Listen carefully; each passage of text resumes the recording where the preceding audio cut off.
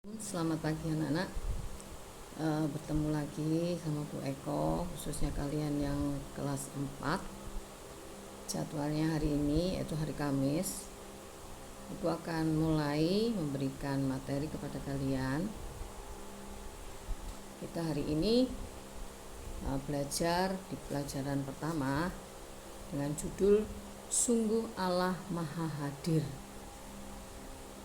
Pelajaran pertama ini didukung beberapa ayat, tetapi Ibu mau berikan kepada kalian dalam Mazmur 104 ayat 1 sampai 35. Kalian bisa catat ya. Apa-apa yang kalian anggap itu penting untuk kalian terima. Jadi kalian bisa sediakan buku tulis catatan untuk kalian catat. Nanti catatannya boleh kalian foto dan kalian kirim ke grup ya, atau ke Bu Eko, Japri boleh ya, di grup boleh, silakan ya. Itu termasuk nanti penilaian ya. Jadi kalian rajin mencatat, mengikuti ya, kalian akan mendapat nilai yang baik tentunya ya. Jadi kalian perhatikan. Ibu lanjutkan. Kita akan melihat Mazmur 104 ayat 1 sampai 35 ya. Nanti Ibu jelaskan di sini ya, yang berkaitan dengan pelajaran 1 yang berjudul Sungguh Allah Maha Hadir. Ibu akan bacakan untuk kalian Mazmur 104 ya. Mungkin enggak seluruhnya, nanti bisa kalian baca sendiri ayat 1 sampai 35, tapi ini ada hal-hal yang harus kalian perhatikan di sini ya. Oke, lanjut ya. Mazmur 104 ayat 1 dulu ya. Judulnya adalah tentang kebesaran Tuhan dalam segala ciptaannya. Ayat 1, pujilah Tuhan hai jiwaku, Tuhan Allahku, Engkau sangat besar. Engkau yang berpakaian keagungan dan semarak. Ayat 2, yang berselimutkan terang seperti kain, yang membentangkan langit seperti tenda.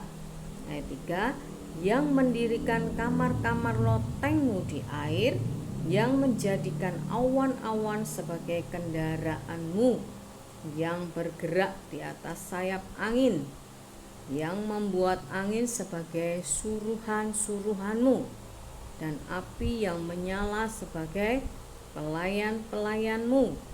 Ayat 5, yang telah mendasarkan bumi di atas tumpuannya, sehingga takkan goyang untuk seterusnya dan selamanya ya.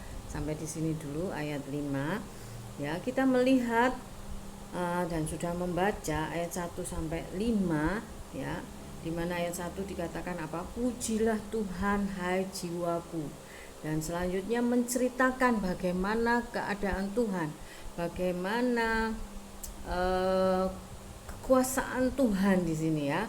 Jadi Tuhan Allahku, Engkau sangat besar. Ya, jadi jiwa kita harus mengakui untuk kebesaran Tuhan ini, dan juga membawa atau memerintahkan kepada jiwa kita untuk memuji Tuhan. Kenapa? Alasan apa kalau kita memuji Tuhan? Ya, di sini dikatakan pertama, Tuhan Allahku, Engkau sangat besar. Ya. Yang kedua, Engkau berpakaian keagungan dan semarak. Ya.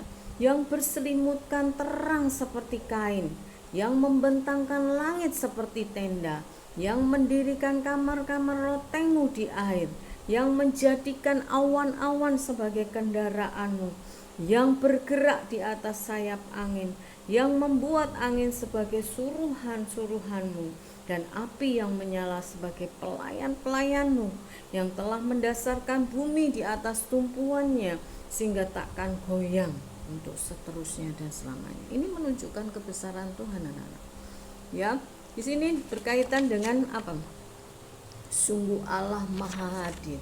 Di situ dikatakan ada awan-awan sebagai kendaraan, angin sebagai suruhan, dan apalagi anak-anak, ya.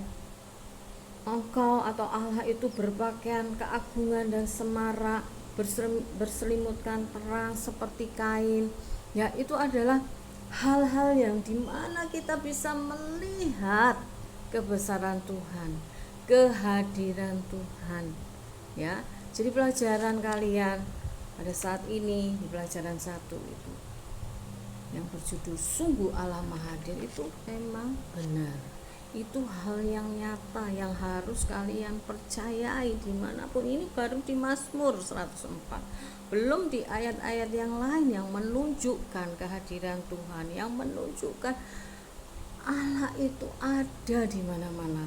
Ya, kalau kemarin Bu Eko memberi pelajaran kepada anak kelas 3 bahwa kita bisa melihat Allah itu dalam ciptaannya di mana alam semesta. Ketika kita melihat pohon, ketika kita melihat burung, ketika kita melihat ya hewan-hewan seperti yang ada di sekitar kita seperti ayam, ikan dan sebagainya, itu menunjukkan kebesaran Tuhan, itu menunjukkan bahwa ada Allah, ya. Dan kalian di sini belajar tentang bagaimana Allah itu bisa hadir dimanapun, ya. Kalian bisa baca seterusnya, ya, sampai ayat 35. Tapi Ibu di sini mau bantu kalian untuk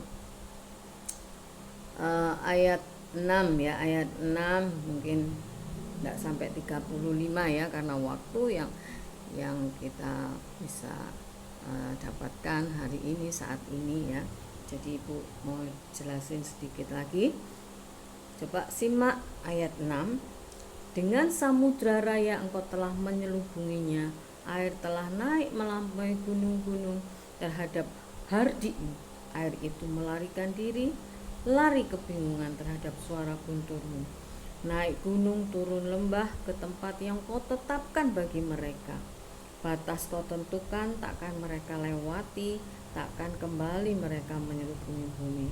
Engkau yang melepaskan mata-mata air ke dalam lembah-lembah, mengalir di antara gunung-gunung, memberi minum segala binatang di padang, memuaskan haus keledai-keledai hutan.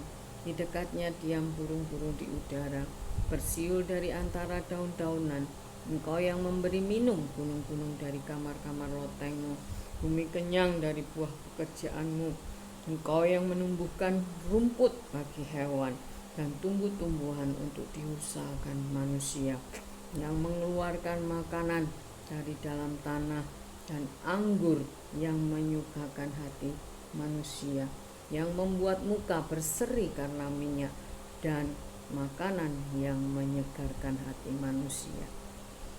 Di sini kita melihat anak-anak bahwa Tuhan, ya, yang kita percayai itu, yang kita sembah itu, ya, dapat melakukan segala perkara. Tuhan yang maha hadir itu, Tuhan yang bisa ada dimanapun, ya.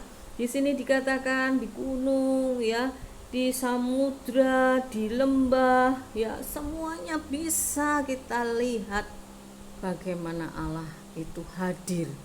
Ya, di ayat 6 dikatakan dengan samudra raya engkau telah menyelubunginya, air telah naik melampaui gunung-gunung. Ini kemahadiran Tuhan bisa melakukan segala hal, bisa saja terjadi apapun, ya, menyelubungi samudra, melampaui gunung-gunung.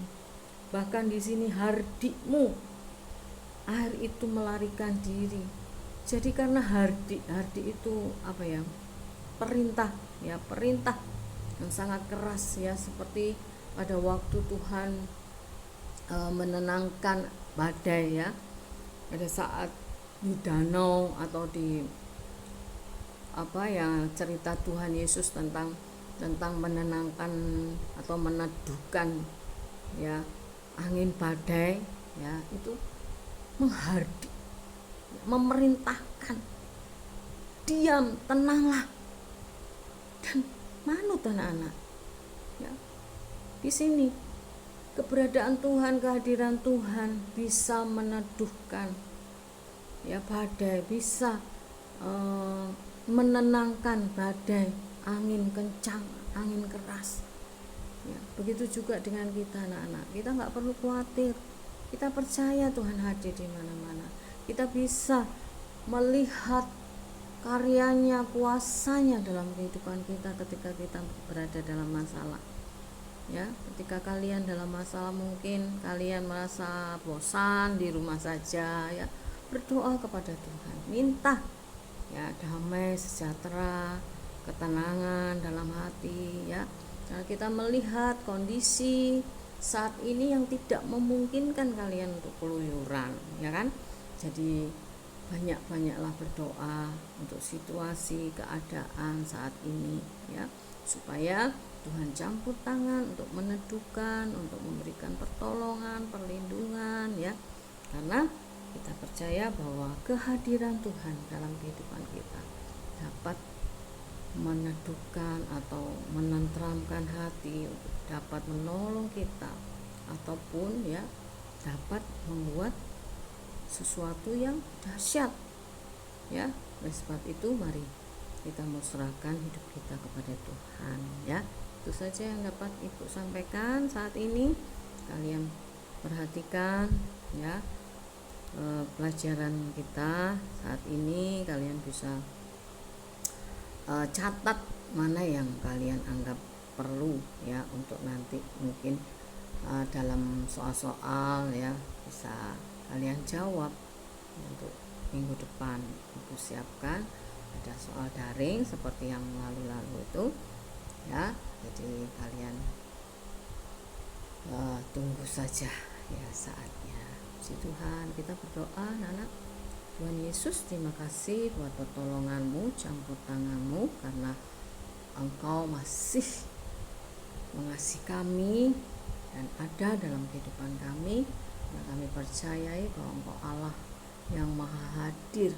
Sungguh kami mau mempercayai hal itu Tuhan, sehingga Engkau benar-benar hidup di dalam kehidupan kami. Terima kasih Tuhan, berkati kami semua, berkati anak-anak yang menonton video ini, yang belajar dari video ini, dan berkati hamba-Mu juga. Dalam nama Tuhan Yesus kami berdoa dan ucap syukur. Amin. Tuhan Yesus memberkati kalian anak-anak. Selamat belajar. Amin.